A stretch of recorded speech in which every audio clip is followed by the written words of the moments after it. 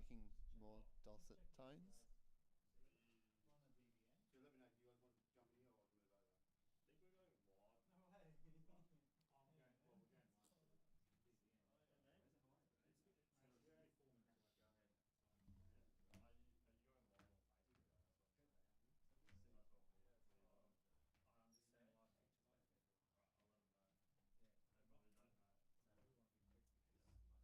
sending live pictures to people.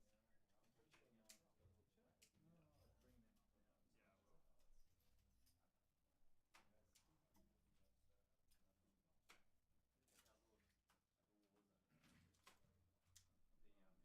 quick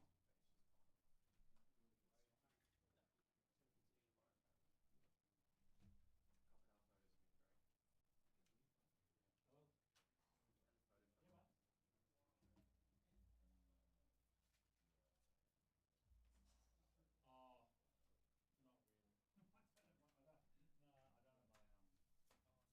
Yeah, I will.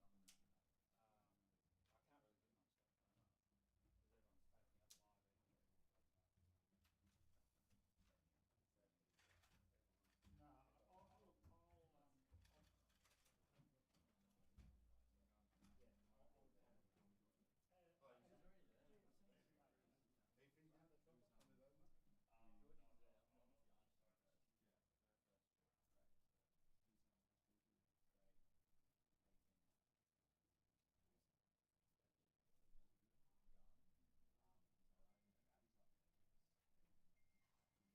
Oh, he's already there. Yeah, send us some dates, mate.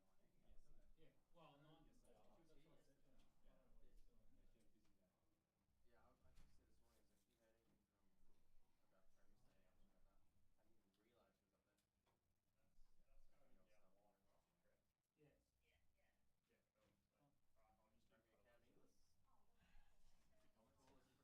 that's what I said to her. I don't know what she's doing. Yeah, she had a busy day. Yeah, I texted her this morning. I was like, have you heard anything from about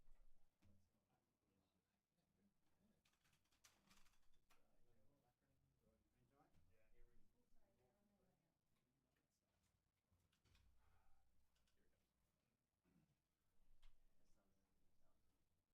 She's like, I didn't even realise she was up there. That's going Maybe I'll out start live, looking right? across the trip. Yeah. Yeah, cool. Sweet. Alright, I'll just do Premier photo Crown ops. Inglis, tallest Premier in Queensland history.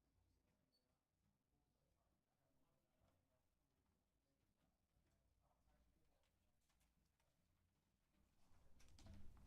Oh, yeah. Yeah, Any yeah, minute yeah, now. so that's all good. Been tonight? Yeah. Every Here it comes. As some of the mobilises for presence. I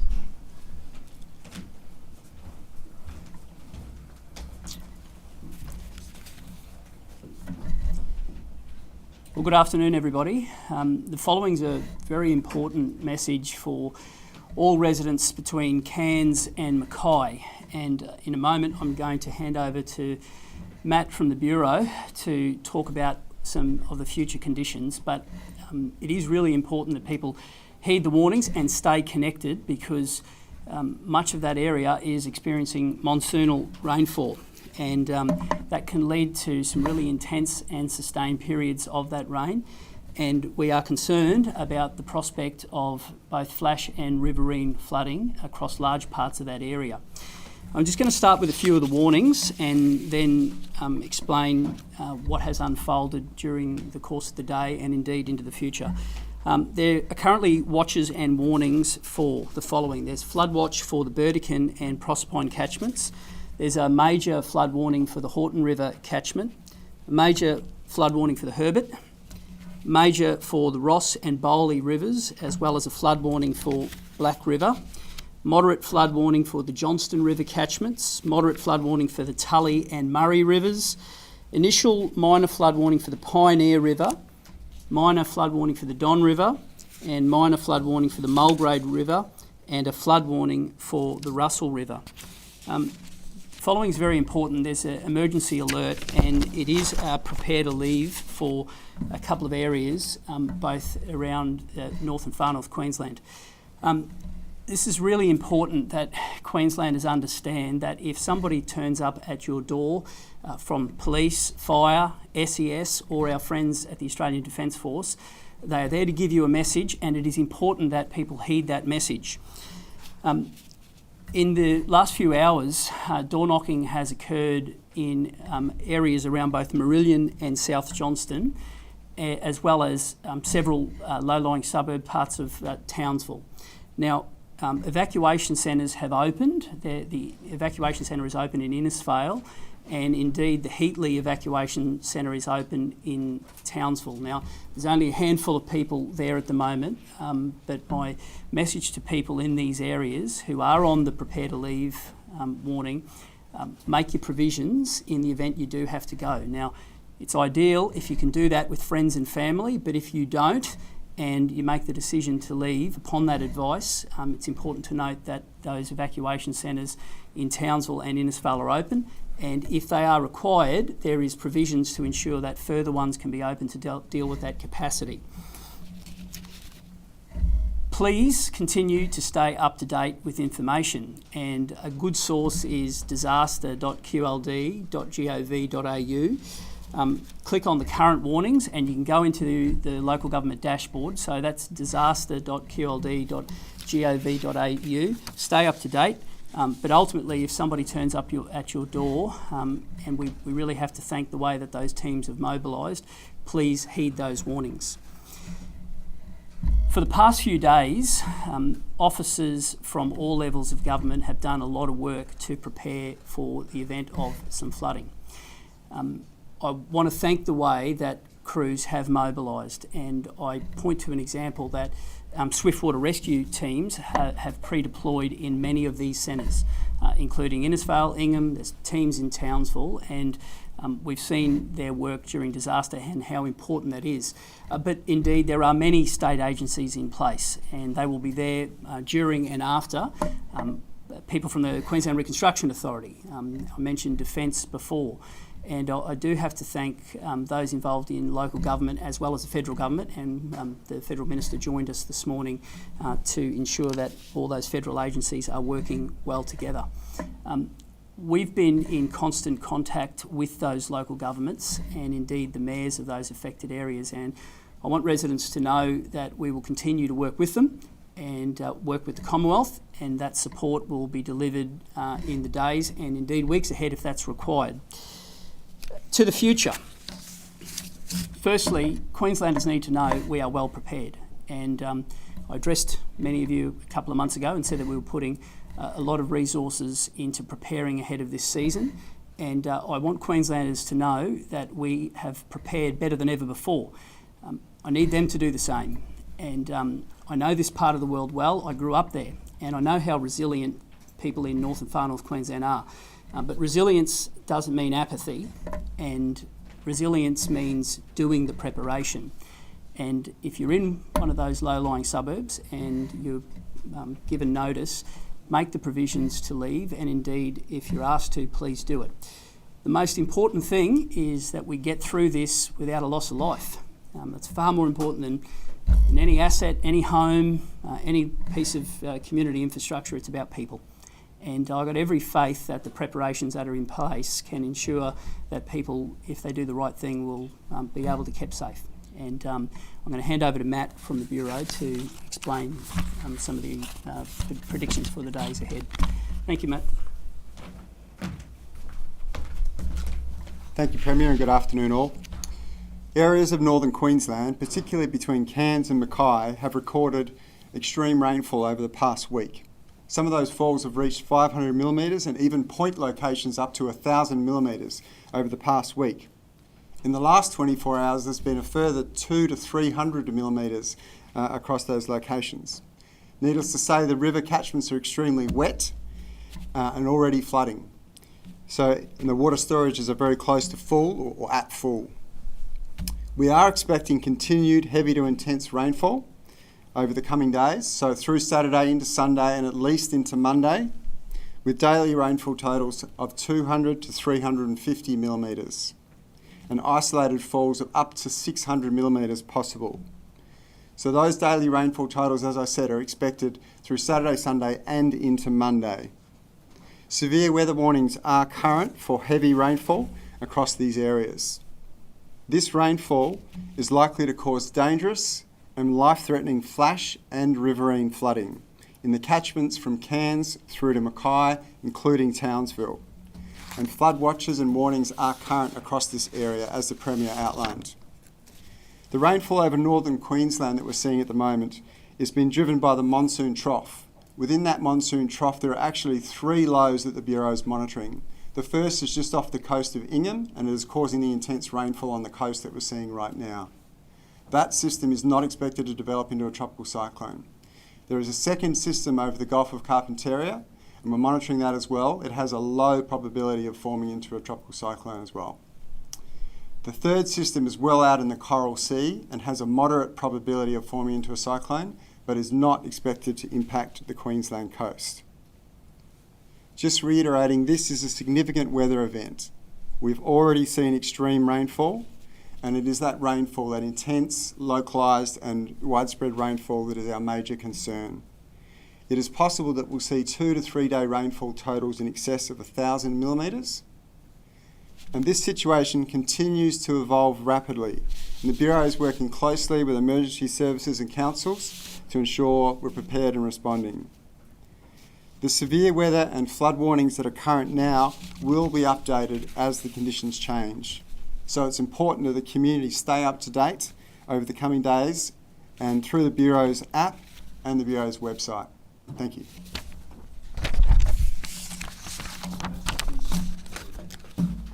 These 600 millimetres you mentioned in isolated areas, is it too early to know exactly where between Cairns and Mackay a particular location will experience that, or is it really anywhere between Cairns and Mackay?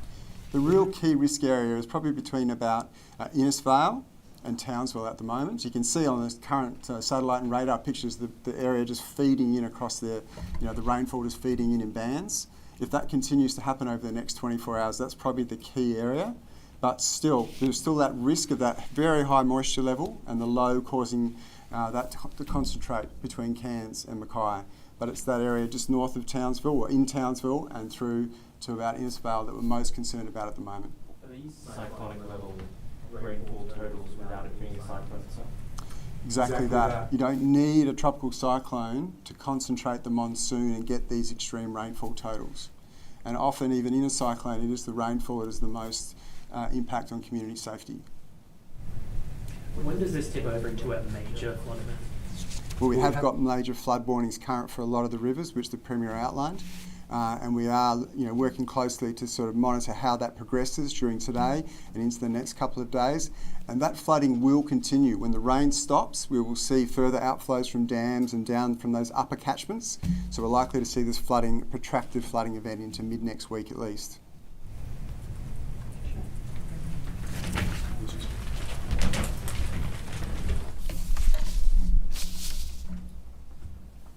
Good afternoon. I'm pleased to advise at the moment that we have no loss of life, which is very pleasing. We saw some very scary incidents in and around Townsville yesterday afternoon with people being washed away in floodwaters. So I'm pleased to advise we have no loss of life and also that we have no missing persons.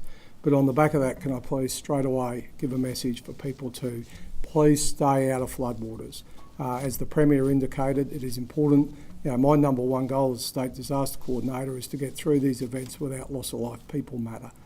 We are still seeing behaviour of lots of people either walking in, playing in, or driving through our floodwaters.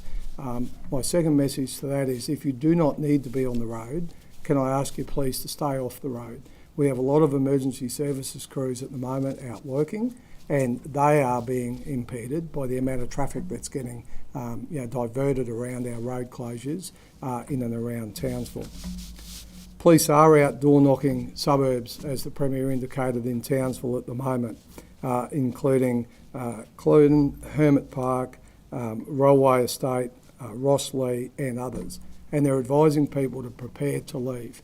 Can I reinforce that message that if police, ADF, fire, SES come to your door and advise you to prepare to leave, now is the time to do that. Please, we do not want to be rescuing you when floodwater has come up. It puts you, your family and our emergency services personnel at risk. So if you get that message to prepare to leave, think now about, are you going to go stay with your family and friends? And as the Premier indicated, we do have our evacuation centres available. We have personnel from all different agencies on the ground, and we are deploying additional personnel into the Townsville and Innisfail area today. This is a very serious and dangerous event, and I believe the next 24 hours with the forecast that we're hearing from the bomb will be critical as to how we move forward with it.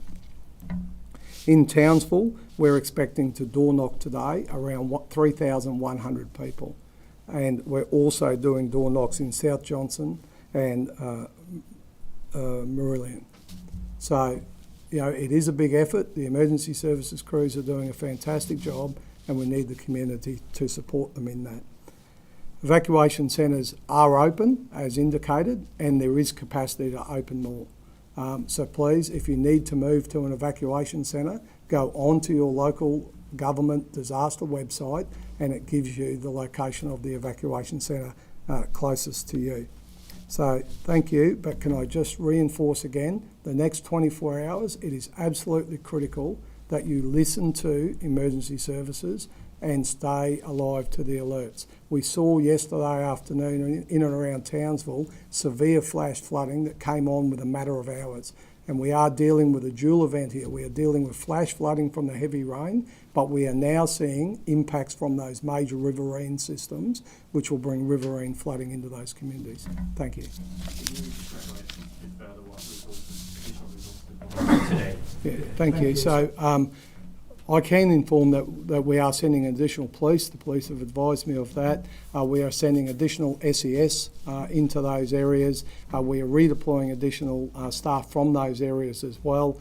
The Fire Commissioner has advised me that we will be sending additional fire resources. So pretty well all of our emergency services crews. And we've also issued a disaster declaration for Townsville and also a disaster declaration for Innisfail. And the local disaster management group has engaged with the ADF in Townsville under a DAC 1 to deploy ADF resources to assist our emergency services. Shane, there was a swift water rescue yesterday afternoon at Hyde Park in Townsville. The caller made it clear on the line that they weren't certain that a woman had actually been swept away. Have a few similar calls come through from people concerned or worried about it? Yeah, we did see a couple of jobs. We saw another job where that job, and look, can I commend the swift water rescue crews and the emergency services on that? I know the caller said they weren't sure if the lady had been washed away, but we don't take those things to chance, and I think the response there was fantastic, and we kept searching for that lady until we could confirm her safety. We have seen other jobs with that. We saw other jobs where there was a fear for 2 missing children in the floodwaters, and we were able to ensure their safety and confirm their safety and make sure they were home. We did see other instances where people were walking in no deeper than probably thigh-deep water, but the rate of the water that was washing away actually knocked them over, and one lady nearly got sucked down a drain. So, you know, it reinforces that message that stay out of the floodwaters. Please don't enter them, even if you're just trying to cross a small creek, because the power of those floodwaters at the moment is really high. On the door knocking in Townsville, I know it's ongoing, but do you know how many people, residents, have sort of taken up that advice to leave? Well, what the police or emergency services do, they come and speak to the resident, and we ask them to prepare to leave now. Pack up the stuff you want to take, have your kit ready to go, and then go and stay with family or friends. And we leave that to that resident. So we don't go back and check at this point in time. But, you know, if it becomes dangerous, the fact is if you don't heed that advice, you will end up being rescued in a flood boat, in a swift water rescue boat, or, you know, and put our emergency services and put a big strain on our emergency services, having to do that in the middle of the night, putting everyone at risk. Have evacuation centres started to fill already? Like, do we know how many? Well, there's the one main evacuation centre open at Heatley, and as was indicated, we've only got a handful of people in that because our message is really clear. An evacuation centre is not the place you want to be either. If you feel that you need to leave your home, or if you've been given that advice to leave your home, the best place for you to do is go and stay with your family and friends. You know, make contact, because you do not want to be stuck in an evacuation centre. So, but those centres are there for those people who have nowhere to go. The Townsville local disaster management group issued an alert saying that flooding into second-story floors as possible based on some rainfall. I guess how does that compare to the significant flooding that Townsville saw a few years ago? Well, every event's different because it depends on where the water falls and how the systems react to it. But Townsville's trying to alert the community to the possibility of what can happen, and we plan to that all the time. And hence, that's why we're out doing those door knocks today. And we monitor the rainfall totals that fall. As we get our BOM updates, we update that modelling. And if we have to go and door knock more residents tomorrow, we will do that.